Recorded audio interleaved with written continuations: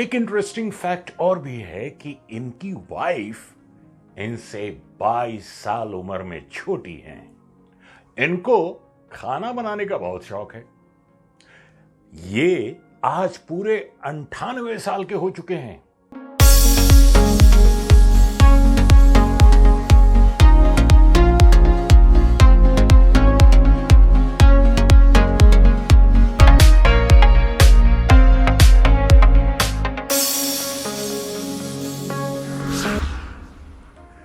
नमस्कार, आदाब, सत श्री अकाल और हेलो। मैं प्रभाकर बॉलीवुड डायरीज में आप सभी का अभिनंदन करता हूं, इस्तेकबाल करता हूं, वेलकम करता हूं, स्वागत करता हूं। आज हम एक ऐसे अभिनेता के बारे में बात करेंगे जो एक्टिंग के इंस्टीट्यूट कहे जाते हैं। एक इंटरेस्टिंग फैक्ट और भी है कि इनकी वाइफ इनसे 22 साल उम्र में छोटी हैं। इनको खाना बनाने का बहुत शौक है। ये आज पूरे 98 साल के हो चुके हैं। जी हां, मैं बात कर रहा हूं मोहम्मद यूसुफ खान उर्फ दिलीप कुमार की। दिलीप साहब एक ऐसे अभिनेता हैं जिनको ट्रेजेडी किंग भी कहा जाता है। ट्रेजेडी किंग यानी कि मार्मिक किरदार को निभाने में उनका कोई सानी नहीं है। दिलीप साहब ने अपने करियर की शुरुआत 1940 के दशक में शुरू की। जब वो पाकिस्तान से आए थे तब वो काम की तलाश में थे और बॉम्बे टॉकीज की मालकीन मशहूर एक्ट्रेस देविका रानी ने उन्हें उनका पहला ब्रेक दिया। देविका रानी उनके यूसुफ खान नाम से कुछ संतुष्ट नहीं दिखी और उन्होंने उनका नाम दिलीप कुमार दिया। और यहीं बॉम्बे टॉकीज में दिलीप साहब की मुलाकात दादा मुने अशोक कुमार से हुई, जहां अशोक कुमार इनकी एक्टिंग को देखकर बहुत ही ज्यादा प्रभावित हुए। इनकी जन्म तारीख है 11 दिसंबर 1922 और आज ये पूरे 98 साल के हैं।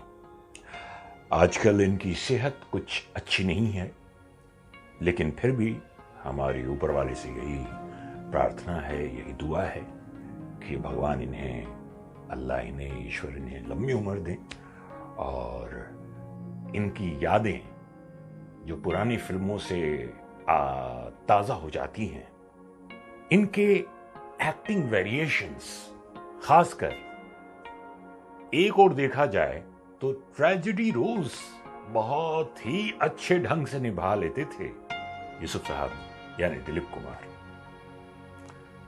दिलीप साहब ने बॉम्बे टॉकीज में एक एग्रीमेंट किया जिसमें उनकी सालाना आय रुपए 1250 थे। यहीं उनकी मुलाकात, मैं जैसा पहले बता चुका हूं कि दादा मुनि अशोक कुमार से हुई, जो दिलीप साहब की एक्टिंग से काफी प्रभावित हुए और कई इंटरव्यूज में दादा मुनि ने इसका जिक्र भी किया है। 1940 के दशक में फिल्मों में कदम रखने वाले यूसुफ खान साहब यानी दिलीप कुमार को एक्टिंग का मौका मिला उनकी पहली फिल्म ज्वार भाटा, जो कि सन 1944 में प्रदर्शित हुई। 1950 का दशक भी दिलीप साहब के लिए बेहद लकी साबित हुआ। इसमें उनकी कई फिल्में हिट हुई, जैसे जोगन, दीदार, देवदास आदि कई। और इसके बाद उन्हें ट्रेजेडी किंग के नाम से जाना जाने लगा। हालांकि आन और आजाद फिल्मों में उन्होंने कॉमेडी में भी अपना जलवा दिखाया। दिलीप साहब एक बहुत ही बेहतरीन अभिनेता हैं। आज के कलाकारों में या फिर पुराने कलाकारों में जैसे कि मनोज कुमार साहब, राजेंद्र कुमार साहब, अमिताभ बच्चन साहब, इवन शाहरुख खान साहब, इन सब की एक्टिंग में आपको दिलीप साहब की एक झलक जरूर मिलेगी। मैंने इसलिए कहा कि वो एक एक्टिंग के इंस्टीट्यूट हैं। दिलीप साहब बिल्कुल नेचुरल एक्टिंग करते हैं। उनका एक मैं आपको बताऊं, वो कई बार हालांकि आंखें छोटी करके, और जो उनके बोलने का अंदाज है कुछ इस तरह, मैं तुमसे बाद में बात करता हूं, लेकिन इस तरह से उनका एक्टिंग का अंदाज और डायलॉग डिलीवरी का अंदाज है। ट्रेजेडी रोज करते करते दिलीप साहब एक डिप्रेशन के दौर से गुजरने लगे थे। तो उन्हें लगा कि ये तो सही नहीं है। इसके लिए फिर उन्होंने इंग्लैंड में जाकर एक साइकेट्रिस्ट की मदद ली थी उन दिनों।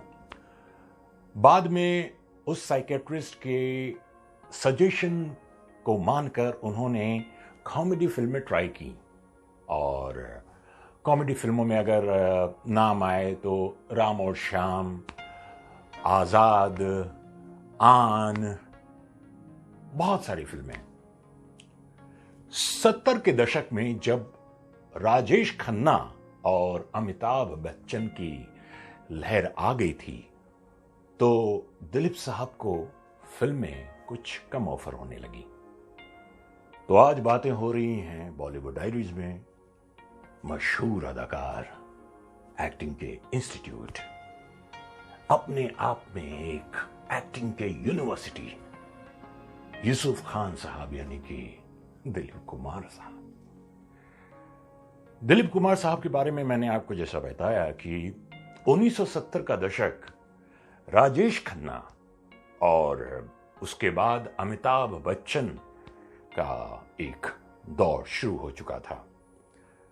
लेकिन दिलीप साहब को चूंकि फिल्में कम मिलने लगी, तो उन्होंने ये कहिए कि कैरेक्टर रोल्स और अपनी उम्र के हिसाब से रोल्स करने शुरू कर दिए। दिलीप कुमार का ग्रेट कमबैक हुआ मनोज कुमार साहब की फिल्म क्रांति में। जो एक कैरेक्टर सांगा का किरदार उन्होंने निभाया था, वो दर्शकों ने बहुत पसंद किया, और अपनी उम्र के हिसाब से रोल करते करते उनकी कई फिल्में 80 के दशक में प्रदर्शित हुई। अगर मुझे याद है तो सुभाष घई की फिल्म विधाता, जो संजीव कुमार के साथ थी, उस फिल्म में भी उन्होंने अपनी उम्र के हिसाब से किरदार किया और अपनी एक्टिंग का लोहा मनवाया। फिर अगर बात हो सौदागर की, जो कि सन 1992 में आई, वो भी सुभाष घई की फिल्म, और एक बार 50 के दशक में जब उन्होंने राजकुमार साहब के साथ पैगाम की थी, उसके बाद 1992 में उन्होंने फिल्म सौदागर की, और वो भी राजकुमार जैसे जिद्दी तो नहीं कहूंगा, लेकिन हां मूडी कलाकार के साथ, और वो फिल्म सुपर डुपर हिट साबित हुई। बाद में दिलीप साहब ने निर्देशक के रूप में अपना करियर आजमाना चाहा, तो सुधाकर बुकाड़े ने, एक प्रोड्यूसर थे, अब हमारे बीच में नहीं है, सुधाकर बुकाड़े ने उनको एक फिल्म ऑफर की, कलिंगा, जिसमें उस समय की जानी मानी अभिनेत्री मीनाक्षी शेषाद्री और जो राज किरण, जो कि आज भी पता नहीं कहाँ हैं वो, भगवान उनको खुश रखे, और कई सरीखे कलाकार थे उसमें। दिलीप साहब की आखिरी फिल्म 1998 में प्रदर्शित किला थी, जिसमें उन्होंने डबल रोल भी किया था। आपको एक इंटरेस्टिंग फैक्ट मालूम होना चाहिए कि सबसे ज्यादा अवार्ड पाने वालों में दिलीप साहब का नाम Guinness book of world records में दर्ज है, जो अपने आप में एक रिकॉर्ड है। बात करें दिलीप कुमार के मशहूर डायलॉग्स की, तो फिल्म देवदास का वो मशहूर डायलॉग कौन भूल सकता है भला, जिसमें देवदास एक बहुत ही संजीदा डायलॉग बोलता है। वो उस कैरेक्टर के बारे में बात कर रहे हैं देवदास कि दिलीप साहब का जो अंदाज है, मैं डायलॉग डिलीवरी से पहले, उनकी नकल करने से पहले कुछ बातें बताना चाहता हूं कि दिलीप साहब की आवाज़ बिल्कुल मध्यम है, बहुत ही डाउन टून वॉइस है। हमारी मुलाकात एक बार उनके साथ फिल्म कर्मा में काम कर चुके दिल्ली के जाने माने रंगमंच कलाकार और एक्टर विनोद नागपाल से एक बार हमारी मुलाकात हुई थी। तो उन्होंने बताया था कि दिलीप साहब जब सामने कुछ बोलते हैं तो कई बार डायलॉग सुनाई नहीं पड़ते। ये उनका तरीका है। आज के दौर के कलाकारों को भी अगर आप देखें तो दिलीप साहब जो मेथड एक्टिंग इस्तेमाल करते थे, जो एक लो टोन पे उनकी वॉइस निकलती थी, और जैसा मैंने बताया कि विनोद नागपाल साहब ने बताया था कि कर्मा फिल्म में जब मैं उनके सामने था, वो एक नेता के किरदार में उस फिल्म में थे, तो कई बार उनकी आवाज़, उनकी डायलॉग सुनाई नहीं पड़ती थी। फिल्म देवदास के उस डायलॉग की वो मैं आपके सामने पेश कर रहा हूं। वो किस तरह उन्होंने अदा किया था कि कौन कमबख्त है जो बर्दाश्त करने के लिए पीता है, मैं तो पीता हूं कि बस सांस ले सकूं। ये दिलीप साहब का अंदाज। मैं कोशिश कर रहा हूं, वहां तक पहुंचना तो बहुत मुश्किल है। और फिर फिल्म क्रांति 1981 में प्रदर्शित हुई थी मनोज कुमार साहब की, सांगा का किरदार, उसका एक डायलॉग दिलीप साहब एक क्रांतिकारी, उस डायलॉग को देखिए उन्होंने अदा किया था कि एक लकड़ी का दस्ता यूं अंग्रेजों ने बांध रखा है और हाथ यूं बंधे हुए हैं, जो कि शत्रुघ्न सिन्हा भी थे साथ में उनके और मनोज कुमार साहब थे। तो लकड़ी के दस्ते से बंधे हुए वो डायलॉग बोलते हैं कि कुल्हाड़ी में लकड़ी का दस्ता न होता तो लकड़ी के कटनी का रास्ता न होता। ओ भाई वाह। एक और फिल्म जो कि 1985-86 में प्रदर्शित हुई थी, फिल्म कर्मा, जेलर विश्वनाथ प्रताप सिंह यानी दादा ठाकुर। उस फिल्म में तो उनके डायलॉग्स एक से एक जबरदस्त थे। सुभाष घई जी ने उनके कैरेक्टर को बहुत अच्छा पोर्ट्रे किया। फिल्म कर्मा का एक डायलॉग जो कैरेक्टर दिलीप साहब का था, विश्वनाथ प्रताप सिंह जेलर यानी कि दादा ठाकुर, उसमें भी उन्होंने एक जो उनका अंदाज है, चिर परिचित अंदाज, तो उन्होंने वो डायलॉग कहा था कि मुल्क का हर सिपाही जानता है कि उसके जिस्म पर जो खाकी वर्दी जिसका अम्मान है, वो वर्दी उसका कफन भी बन सकती है। एक बात सुनते जाओ,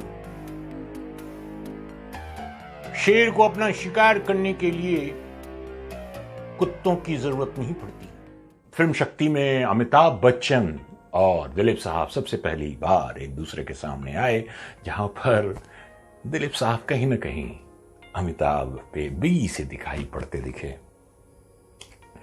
शक्ति में उनका कैरेक्टर एक पुलिस का अधिकारी का था, अश्विनी कुमार।